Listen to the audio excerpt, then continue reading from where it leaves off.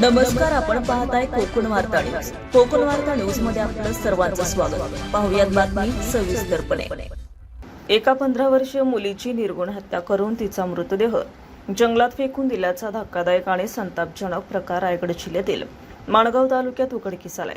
या घटनेने माणगाव परिसरात खळबळ निर्माण झाली असून माणगाव तालुक्यातील पळसगाव ग्रामपंचायत हद्दीत असणाऱ्या घरोशीवाडी येथे उतेकर कुटुंब उन्हाळी सुट्टीनिमित्त विळेपार्ले मुंबई येथून आपल्या मूळ गावी घरोशीवाडी येथे आले होते. 25 मे रोजी रात्री 9 वाजेच्या सुमारास 15 वर्षीय निधी ही मुलगी वडिलांच्या मोबाईलवरती बोलत घरातून बाहेर पडली.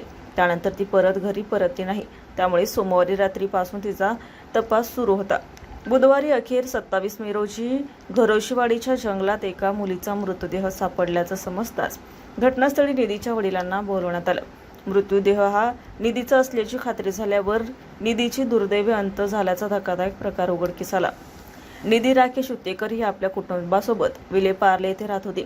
निधी विलेपार्ले येथील सेंट जेवियर्स शाळेत शिकत होती. इयत्ता 9वी पास होऊन उन्हाळी सुट्ट्या पडल्यामुळे 8 दिवसांपूर्वी आई वडील भावासोबत गावी आले होते.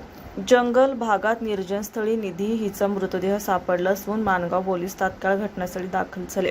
प्राथमिक तपासात तिच्या अंगावर झालेल्या जखमा पाहता हा खून असल्याचा प्राथमिक अंदाज व्यक्त करण्यात आला. फॉरेन्सिक टीम आणि श्वासपथक घटनास्थळी पोहोचले असून माणगाव पोलिसांकडून सखोल तपास सुरू करण्यात आलाय.